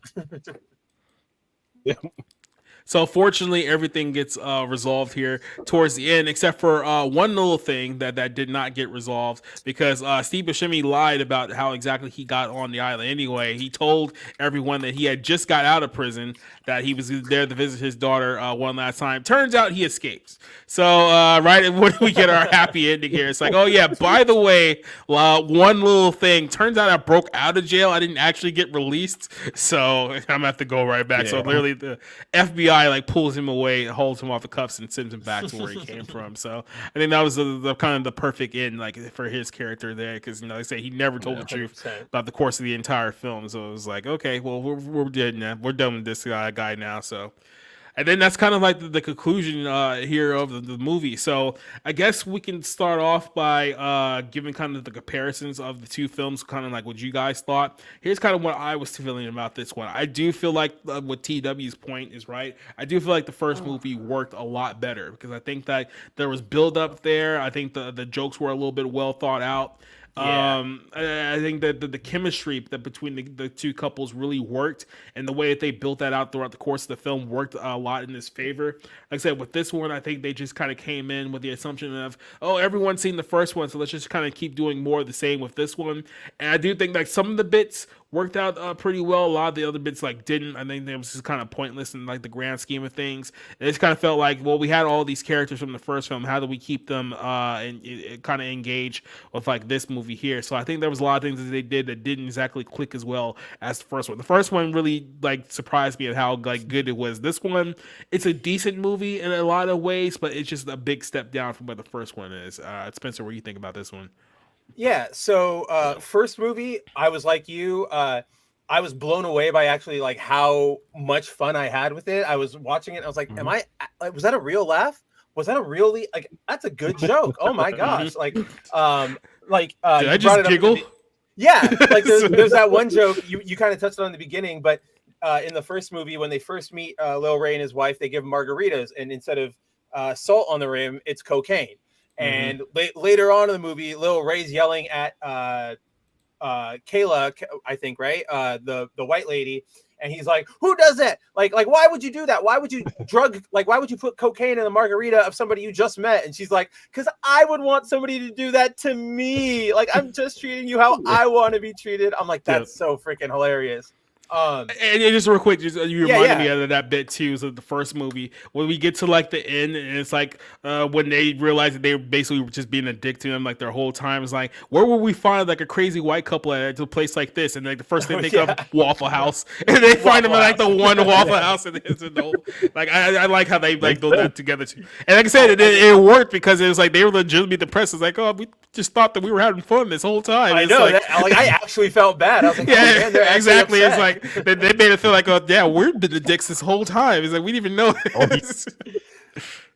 But the second movie, I think it fell into that trap of it tried to be a little more serious, put a little more of a dramatic, I don't want to say dramatic, but a more serious edge to it, a more emotional edge to it. And I think because of that, it took away a lot of the opportunity to be goofy, because you had to have John Cena being for lack of a better term, like submissive to Steve Buscemi, and it kind of like nuked his character. And then you didn't have any real development from Ray and his wife between like this movie and the last one. They were still sort of like, let's all calm down. So it's like, but like my big thing through the movie was like, you guys are being a little too like cautious for somebody who's already gone through this and already knows that like it kind of just works out when you're with Ron. Like, calm down, everybody. Yeah. So yeah, it's fine. There are some good moments, but the first movie's way better. Way better. Way better. Easily. Way better. What do I think between the difference between the first and the second one? Yeah. The second one sucks compared to the first one. Had they made John Cena a badass in that one scene, it would have made the whole movie better than the first one, regardless of all the flaws that were in the second one. But I really like Marcus when he's with the Korean guy or when he's with Ron. When he's with his wife in this one, it's fucking annoying. And like, I enjoyed them together a lot in the first one. And in the second one, I hate them together. It's like, what happened? In the first one, she had that role of kind of being like, come on, baby, like let loose. Like, it's okay. She was the one to kind of like push Marcus along. But in this one, she's just there. She doesn't really do anything. Yeah. So that's why I said earlier, before anybody else was here, I said, if I didn't see the first one, this movie would have been a lot better. Because you wouldn't have thought Emily sucked like you do in this one. You just would have been like, oh, he's got a nagging wife, and she's like rooting his business trip that he took with his friends, you know? But the second one, I did like the Rulio stuff too, when he's like trying to get the girl and he's like babysitting the kid. He's like, this kid loves me more than anyone, right? And I thought he was a good babysitter. The scene on the plane where he was like, oh, trying to dispose of a dirty diaper during turbulence. That's really hard. Stay out of the first one. And then they're like, yeah, we just basically were in the Mile High Club in the second one, or in the back club. I like this character a lot because it was just an explanation for why the baby doesn't have to always be there. It was just that simple, and you got like an occasional, I don't know, I liked them a lot. That's all I wanted to say. Yeah, I did like a good portion of this movie, but basically anytime Emily was there, it was like bad. And I didn't like how they're just like, they didn't explain why they were going on this trip. They were just in it. So like it was missing like a minute before. It's like pretty average. It's better than listening to Seth Rogen laugh. Anything's better than that. Yeah. So at least it's got that going for it. And I fanboyed over Steve Buscemi. So there's that. But other than that, I think it's like middle of the pack. Nothing special. The first one was fun and enjoyable. Second one had some fun and enjoyable parts, but it's mid. As the kids like to say these days, it's mid. Yeah. Well, if you like the characters, it's cool to see them again. But after that, it's kind of just like, all right, all right, we're here. TW, being a kid this day, do you think this film is mid? Oh yeah. Like honestly, I'll kind of go a little bit off like what Biggles said about like Steve Buscemi. I wasn't really fanboying, but to me, it is always good to see Steve Buscemi in films because it seems like it's kind of rare nowadays. Where back then he was being practically everything. But yeah, with the first movie, man, it really felt like I was watching the 2000s film. I was watching a film back when, like, well, really the last decade when stuff was actually good before shit really started to suck, just in general, not even just in media. But yeah, it really felt like that to me, like with the humor and all of that type of stuff.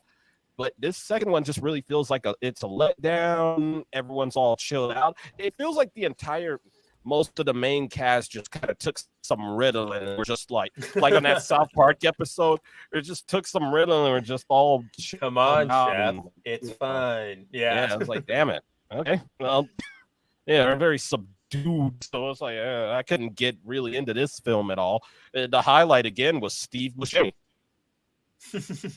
Fair enough there. So I'm gonna get you guys who hadn't watched the movie, if you guys had any questions that you want to ask for the people who had seen it, or kind of just got general feelings of your views of the two movies that, like I said, the movie that we talked about here tonight, but even like the first movie, you have any questions about that? Destructor, is there anything that you wanted to bring up about the film? John Cena likes drugs. That is all. Mm-hmm. Oh yeah, Particularly cocaine. that should have been a part of the thing. He really does look like a guy who just did a shit ton of crystal meth and crack and a huge hungover from it. That's what he looks like. I'm like, it's so distracting, my guy.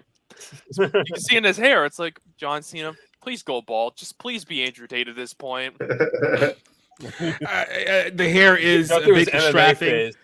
The hair is a bit distracting after a while, because it's like, we know John Cena has like a giant bald spot in like real life, but it's like for these films, like he has to get like this big prosthetic, like fake hair to make it seem like that he's not as old as he really is. It's like, look, you gotta like make a choice here. You're either gonna get the hair transplant and get rid of the bald spot, or just get rid of it altogether. Like, you can't have both.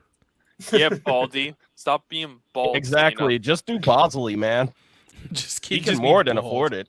Nah, he's got to get like one of those big long or like the big like sun hats that the guys who take like tickets at ballparks wear. Like he's made for that hat.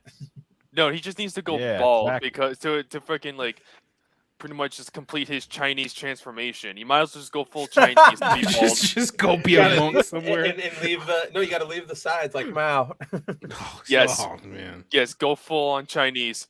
It is destined for you, Cena. MSK, what do you think here? Sounds like everything that John Cena is in. God, I wish, like maybe it's just the director, but maybe this guy just doesn't have any acting range. It's the same thing, man. Shit's crazy, but you never know. Maybe when he's Peacemaker season 2, we'll see him just have the abundance of acting range, and we'll go like, wait a minute, we were wrong. Mm-hmm. But then again, if that Yeah, it happens, might my just dad take a might be in whole my nother life movie. then. I think John Cena was actually pretty good in both movies. Like acting I mean, he wise. carried a lot of like charisma wise. Like he pretty much carried like both of these movies. Can't leave it to the black guy to carry him, right? Especially one that short, but yeah. Well, Why yeah, can't the black guy with the black girl? Like, carry why it can't he have in some white? Come on, man. What are they doing Discount Kevin Hart. That's like you're You know what? able to like carry it just fine, considering he's the comedian. But yikes, nope. I mean, this is basically Kevin Hart and Mark Wahlberg on Wish. That's essentially what it is. God. You want to know what's funny? When It's the stream. Good night, everybody. When I first saw this, like I was like, that guy looks like a taller version of Kevin Hart with glasses. Yeah. Kevin Hart's only like 5'2", so I mean, it doesn't take hard to be that much taller than Kevin Hart. So That's a midget. the legal, no, I think the legal definition of a midget is what, like 4 or 5 or something like that. It's somewhere something like near that. there. Like, put it much this way: if you're shorter than Alexa Bliss, then you might be considered a midget. So, that's, Yeah, exactly. Imagine being like shorter than her. You're down bad, pal. you're down tremendous. You're not just down bad. You're on the ground down. Yeah. You're in the grave. At this point, you might as well just end your life and just go there, honestly. That's what you'd belong now. Do the Marlon Wayans bit where he just like throws the dirt over himself and just ends it. Yeah, to quote Lord Tier God, kill yourself now. Now. Oh man. Immediately. Is OP still here, or do we lose him at some point of the show? Nope, Oh yeah. I'm Was still he here. ever here? Oh, so what was your general thoughts on the film that we talked about here? Kind of John Cena's performance throughout the course of it. Well, like I said, it's I'm still getting the same John Cena vibes. Just kind of like one note, essentially. Yep. I mean, like I said, he's still kind of, like I say, he's in that early rock stage of his career. I don't know if there's going to be like a shift in the way that they're presenting him now, because I mean, he is finding his niche in comedy, but it's like, is he going to do action in the next few years, or is he going to try to stay in his lane? Is he going to like jump over to drama and try to be Dave Bautista? I mean, I'm not going to say that he doesn't have the charisma to do more dramatic stuff, but I haven't seen anything to see that he's going to be any like good at it. So I need to see more from him before I give him any of that benefit of the doubt. But like I said earlier with Dave Bautista, I don't know why people think that he's such a great actor to begin with, because I just don't see it. So Might be the Marvel meat writers. Might be all that Marvel dick. yeah, that Disney. Honestly, yeah. All I can So think of. they're throating it.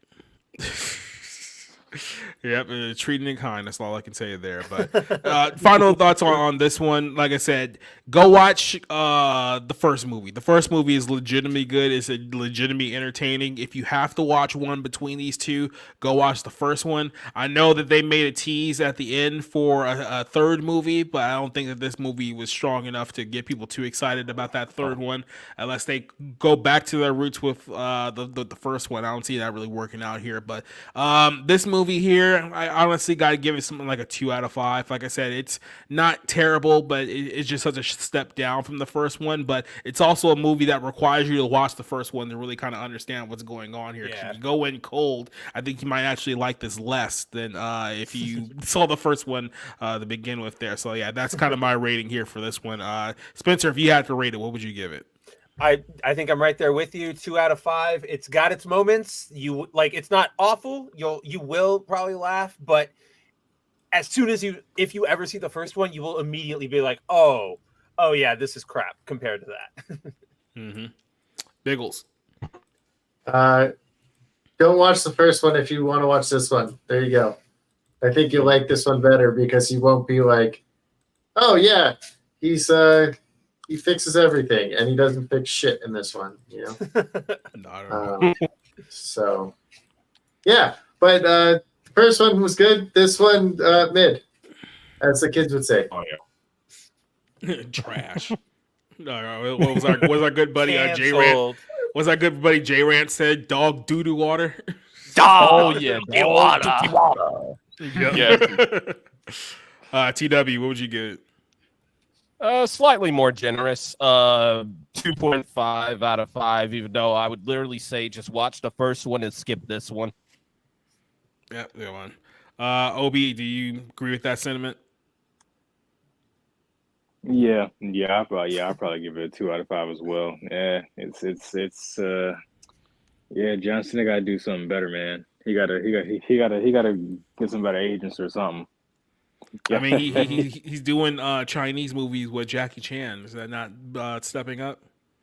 No, that's not stepping up. You don't like where John Cena goes Jing Bing Jing in that one Chinese movie? Bing Bing Bing. Yeah. I gotta find where's that Chinese apology. I gotta bring. At this point, he'd be better off just going back to wrestling and getting spotlight from the younger talent.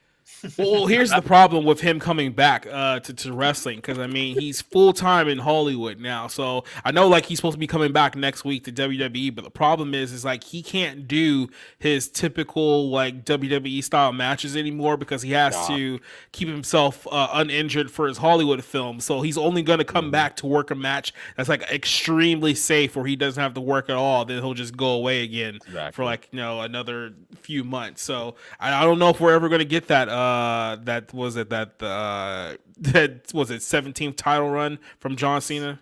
Who cares? Oh, yeah, nah. He doesn't need to do fake fighting. He literally helped killed it. So like, you might as well just enjoy his Hollywood career instead. Mm-hmm. Like, why bother trying to come back to something that will literally just die? He will just embarrass himself already. He doesn't need to embarrass himself. He already did enough of that. I think Jackie Chan's Oh, almost like hell 80 yeah. now, He isn't can still do stuff crazy enough. Oh, another little teaser there. They are working on, what was it, Rush Hour 4? So yeah, Yeah, that would be... yeah, they have I heard about that. Yeah, we covered the news. They have a director already. Just don't know who he is. Yep. It's like real quick. Like I saw Bad Boys. Was it 3? The one that came out a couple years ago. The new one, yeah.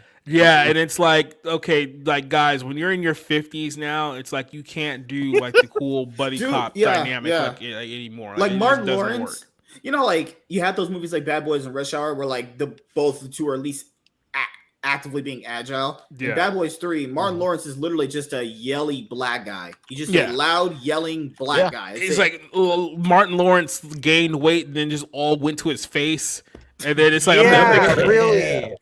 That's freaky. And now I'm thinking to myself, it's like, okay, you're gonna bring back Chris Tucker, who's almost 60 himself, and Jackie Chan, who's almost 70, and you're gonna try to do the same thing you guys were doing like 30 years ago. Like, this is not gonna work. Mm-hmm. But, maybe they're trying to teach a new Asian guy and a new black guy to be them in Rush Hour 4. I'm just saying, man. I can almost see it. If Make there's it Ronnie articles, Chang and not Simu Liu, I'm in. If there's articles that come out and it's fucking like, hey, we're making Rush Hour 4 for a modern audience, I'm like, nope, not doing it. They're about to be replaced with a younger black guy and Asian guy who just, I don't know, part about some bullshit people be talking about in movies now. Moment they start going modern audience, I'm out, not watching. L plus ratio, get out, bomb. Right? L plus A ratio plus didn't ask plus L. plus C plus KYS now. Mm-hmm. Well, I think we should end this note on just a little John Cena speaking Mandarin. So, and John Cena 微博 speaking 现在 Chinese 我拍电影，但 with 是 ice 我 cream. 给手机吃饭，我不可以用我的手机。我们拍的时候，所以我现在 I love that that's in his like trailer. You know, like executives got on his ass about it. They were like, "You need to do this now."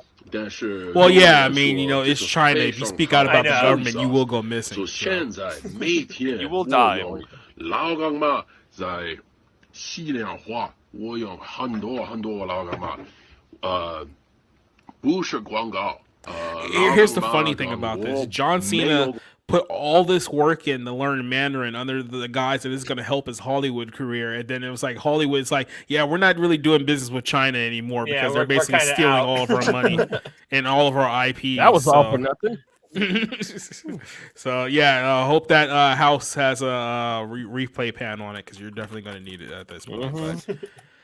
So letting you guys know real quick here what we got coming up next week. So next week will be the 1st of September, and we're going to be reviewing The Equalizer 3 next Friday night. So if any of you guys want to come back to review that film, hopefully we'll have Rob and Rick back on there. I know Mark with a C definitely wants to check out that film as well too. So that's going to be our movie of the week next week. We're going to figure out, we're going to have some movie nights coming up here soon, because I don't know if you guys know this, but Hollywood is pulling a lot of their movies to 2024, which means that you're not going to have too much more to watch throughout the end of this year. We're not going to have modern entertainment Hollywood movies for a little bit. Let's go. Yeah, I know. I presented that as if it was a bad thing. The Marvels is safe. Don't worry. Yeah. Oh, damn. Fuck. Well, yeah. Oh, well, I no. mean, to be fair, in the bar, you got to go to fat chicks before you go to the actually hot-looking ones. So, you know. Well, not only that, but get it out of the way. You're going to get Brie Larson and Rachel Zegler back-to-back weeks in November. You know, hey, man, I'm just saying, if these bitches were talking to me, I'd be like, yeah, men suck, patriarchy. I'd be like, yeah, girl, just get on your knees and suck this dick. What do you fuck? I feel like Rachel Ziegler is only there to make Brie Larson more likable, so people spend the money on the Marvels movie. You know what's funny? Back in the day, that if you told someone they would cast a fucking Mexican to play Snow White, they call you crazy, and they actually did it. They casted a black girl for Ariel and casted a fucking Mexican to play Snow White. That shit's actually a thing. Yep. That's crazy. That's the modern audience, baby. Welcome to Hollywood. Yeah, and both her and Haley Bailey are like, man, we don't need men in our fucking princess movies. And like, you didn't watch those movies then because that's not what they're about. But whatever, you know. No, we're gonna rewrite those films for modern audiences. That's what we're gonna do. The moment you heard that, you're like, I was about to be some straight garbage. Yeah, our princesses don't need no man, even though that's the fundamental aspect of our entire story. Yeah, that's the whole reason why she loses her feet. Even the princess in those movies are like secondary characters to help the princess get where she needs to be. And you're like, you people didn't watch this shit. You dumb broads. They're the broads who like, yeah, I've always been into nerd stuff. No, you weren't. But she'd be like saying Sapa Man or some shit, you know? Okay. Yeah, like an Olivia Munn. Jesus. All right, guys, let's go ahead and give you guys who joined us here for our show a chance to promote what you guys got coming up on your channel or your platform or anything you guys got going on. Let's start with our good buddy Biggles here, who actually has the photo here in the background, the great green screen over there. Well, you know what? Yeah. So the green screen looks really good and perfect on my what's it called? But once I put it on Streamlabs, it's shit. Or what is it? StreamYard. Because it doesn't because I have my green screen on the virtual screen on my OBS virtual camera. Yeah. So it looks like shit on here because it doesn't recognize that I have a green screen. But on I have my own channel. It's at BigglesMets or youtube.com at BigglesMets. Mondays I talk about anime, and then the rest of the week is like either trading cards for like Digimon or Pokemon. And then I play video games. That's it. So when he asked me to review an actual movie and not a cartoon, I was very confused. So I assumed he wanted me to read any super chats that he got, because usually when I read super chats, I can't read very nice. I can't read very well, and people pay more money to watch me suffer. It actually worked out better when you said it that way. So, So yeah, I do that. All right, who else do we got up here? Oh yeah, this guy over here, Destructor. What do you got? Hello, yes. boy. So all right, subscribe to my channel. It's at Destructor, of course. Just fucking put the D and capitalize and you'll find it. I do basically commentary videos at this point. That's all I really do, and shit talk a bunch of weirdos. I have some degenerates to expose again, because that's all I seem to like talking about is exposing degenerates. Follow me on Twitter at NotDestructor. That's where I mostly spend most of my time tweeting about nonsense and so on. And I'll be having a brand new gaming channel in the works in the coming weeks, so keep an eye out for that. Cool. We're going to jump over here to this guy over here, MSK, joining us for the first time on here. Where can they find more of you? I know you got a lot of stuff you're working on your end. So. Oh, dang. Well, this is the biggest problem of tonight. You know what the biggest problem of tonight is? Society refuses to follow me on Twitter. Another black man. It's crazy. Oh, great. Okay. Oh, Hold on. black on black right violence. now. Wait, so he's What would Al Sharpton say? And Oh my blocked. You know, that's it. I'm not for black on black crime, but that's what's going on right now. No, I'm just kidding. Too bad the media's not covering it. Yeah, right. You know, it's not worth it. Of course, I did like Django Unchained. Maybe they should make more slave movies. Uncle Tom Cabin Will is a masterpiece. Wait a minute, I'm going off on a tangent now. All right, Yeah, so we don't need any more slave movies. Don't give Hollywood any more ideas. Too late. hashtag Uncle Ruckus was right, but then again, all right. So Put that Will Smith out there talking about his name is Toby. Like, nobody wants to see that right God. So YouTube, online cinema entertainment. You guys can follow me on Twitter at C9 Masters, C9MSK8 actually. Rumble, Master Swag King, and yeah, hopefully everyone on here follows. We can have you on shows. I know Society said he'd be on, I think tomorrow. Actually, it was this Saturday. He said he'd be on, right? Or next Saturday. Is it this Saturday? Next Saturday? This Saturday, right? Yeah, you know. Yeah, right. So yeah, we'd love to have all you guys back on, and yeah, just let me know the movie ahead of time so I can just watch it. I'm a perfectionist, so if you tell me to watch a sequel, I gotta watch the first one and get my opinion on it first. Yeah. Yep. So I mean, the last because he asked me what movies that I watched recently. I watched what's this one I watched in theaters? The Flash, and then before I watched Rise of the Beast. Before that was Across the Spider-Verse. Then I watched Transformers. Then Scream 6. Yeah, I was watching a lot of stuff, and after I saw The Flash, and I was like, I'm done with this year. No more. I'm done. You know what? I've also watched and reviewed movie. all those movies, and you just reminded me in that 5 seconds. Wow, there's been some dog shit movies that have just come out here. Dude, hey man, I'm a huge fan of The Flash. I love The Flash. One of my favorite superheroes of all time. I love that character, and seeing the way that movie was, I was like, all right, no more movies for this year. These are the theaters for a little bit. I gotta take a break because I have these things where I go to the theaters a lot. I love watching movies in theaters. I love reviewing movies and doing all that stuff, but you know, when you see your favorite character like treated like straight dog shit, you're just like, I'm done for a minute. I'm fucking finished. Before he pans off me in the Flash movie, let's keep this in mind. Barry's dad is in jail, not because her first Flash killed his mom, and they think he did it. Barry's dad is in jail for a situation he wasn't even in his house for. Barry's dad is at a supermarket. Barry's dad was at a supermarket, and the police put him in jail, and she was killed by someone. I mean, not only that, it's like he was the one who called the cops, right? Like he called the cops, and they arrested him and threw him in jail.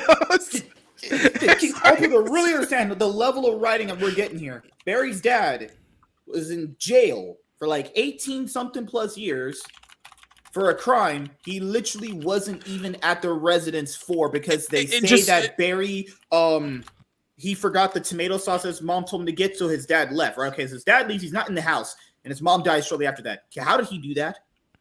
But here's the other thing that doesn't make any sense. Like, Barry was there when it happened. Why would he just not tell the cops, no, my dad wasn't even here when it happened, and he just showed up? You know what's the worst part about that? He literally can go back in time and see when she died. So why can't he go back and see the person that killed her? Just like, yeah, we were told by the director after the fact that Reverse Flash killed her off screen. He had to say that after the film came out. Yeah, so. right. Oh yeah, also so great bad. Flash movie. Also great Flash movie. The first movie he ever gets in Reverse Flash is not a part of his fucking movie. Also, you know, people said, well, you don't have to have his main villain as the first movie. And like, first of all, who said that as a rule? Second of all, there's plenty of movies where the superhero has their main villain as the first villain. Batman '89, the first Superman movie. Aquaman had his two main villains in his first movie. Captain America, Spider-Man, First Avenger, Spider-Man. Anybody that says that is talking out their ass, man. So you're not gonna have Reverse Flash in a Flash movie? Just smack the bitch out. Just stop talking stupid. Yeah, we need to have you on Friday nights more regularly, so we'll see about getting that going moving forward. We're gonna jump over to OB over here, the one true heel. I'm pretty sure you got something that he wants to let people know about what you got coming up. No, right now, I'm just playing a bunch of video games right now. Kind of took a break on wrestling and stuff like that. I'm still in the lab of wrestling, doing random stuff. I'm probably trying to make some more videos doing that, some more how-to videos. But it seems like a lot of people like that type of stuff on TikTok. So yeah, but right now I am just you can go on twitch.com/BLU Pro Gaming, Blue Pro Gaming. That's where I will stream a bunch of games. Like, I think right now I'm going to start streaming Mortal Kombat 1, try to get some tutorials and stuff up there, live tutorials and how to do certain things up there. Of course, that Spider-Man is coming up, and then Modern Warfare 3 is coming up. So that's the kind of things I'll be streaming soon. And yeah, that's about it for right now. Yeah. And also we'll jump over here to our buddy TW over here. I know you got something coming up this week. Booty. Oh yeah. The last thing I got coming up, well, pretty much the last thing for the week. Tomorrow's just gonna be some random TikTok video or whatever. But I made a pros and cons video on the band Slipknot. And I guess for those who aren't familiar with my channel, kind of like MSK, I kind of do variety content. I do gaming videos, reviews, like tier list, all of that type of stuff. I do a bunch of content because I like to keep my content fresh, for fresh ideas and stuff like that, and my love for content creation fresh. But yeah, just really all that going on this week. And then on Sunday, I got a whole list of stuff like I do every week for stuff that I'm going to be doing next week. But yeah, that's pretty much it so far for what I got going on. All right. And then last but not least, our good buddy Spencer. I know it's coming, but before it does, I don't really have a lot going on. Check us out at Bounding Into Comics. And yeah, check out all of Jacob's streams Monday night, Tuesday night, Wednesday night over on the Black Pill, and then obviously Friday nights. There, I did it. I wasn't muted. Wait, Muted we read 5 one seconds. of your articles. There was that Robert Kirkman one where he's talking about diversity and all that horse shit. How did you not get AIDS from writing that? I got AIDS reading that. Oh, I did. Oh, trust me, I did. When I go to work, I have to put on a full hazmat suit. I drench myself in hand sanitizer, and I get to work because the garbage we have to go through every day is incredible. That guy out here talk. I want people to know what that guy just said. He said basically there was a problem about diversity in Can't comics. have white people. literally in his own comic that was ongoing at the time, could have actually just put those people in, but didn't do it. So he's bitching about something that he could have fixed in that moment in time, but now bro almost got age reading that. I don't know how you wrote that. I would just slip my dick off. To quote Robert Kirkman, we need more diversity in the Invincible TV show because the original show was made by a couple of white guys. Dumbest statement possible. And to quote Jacob Smith, no, we fucking don't. So let you guys know what we got coming up here on the show this week. We said Barroom Podcast is up now. We did that on Tuesday night. Go check that out. Episode 6 of our Bible Lens podcast. This what was it, Monday we did that show. The one on the Dajjal and Islam. That one's actually our highest viewed video in like 2 months, so definitely go check that one out. I had a great discussion on that one. This coming Monday, next episode of the Bible Lens podcast, we're going to talk about the Whore of Babylon. Is it the Roman Catholic Church or is it Jerusalem? We're going to talk about those things. We're not going to win some fans over that conversation. I think we're going to upset some of our Catholic friends here in the next few weeks, so that should be fun.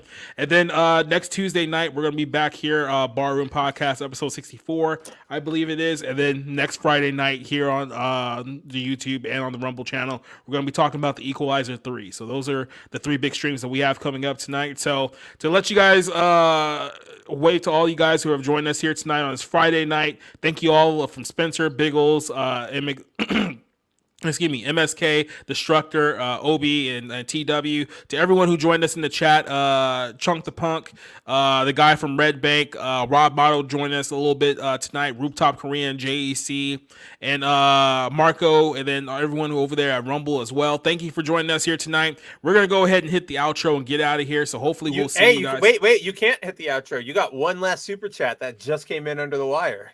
Are you serious? I'm 100%. I'm 100% serious. I see it. Do you want me to read it? Throw it over to Biggles. Well, you know what, Biggles? Of super chats. I'm going to give the floor to you, so let's go. Oh, that's Probably still Bubbles, but that's okay. Supporting a black man, Joe Biden, is amazing. There we go. MSK with For the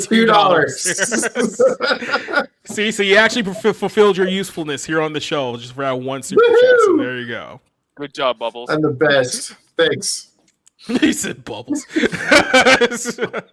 All right, then. So thank you, everyone. Thank you, everyone, for joining us here tonight. We will see you guys next week. Now we can hit the outro and get out of here. Adios, people. Take it.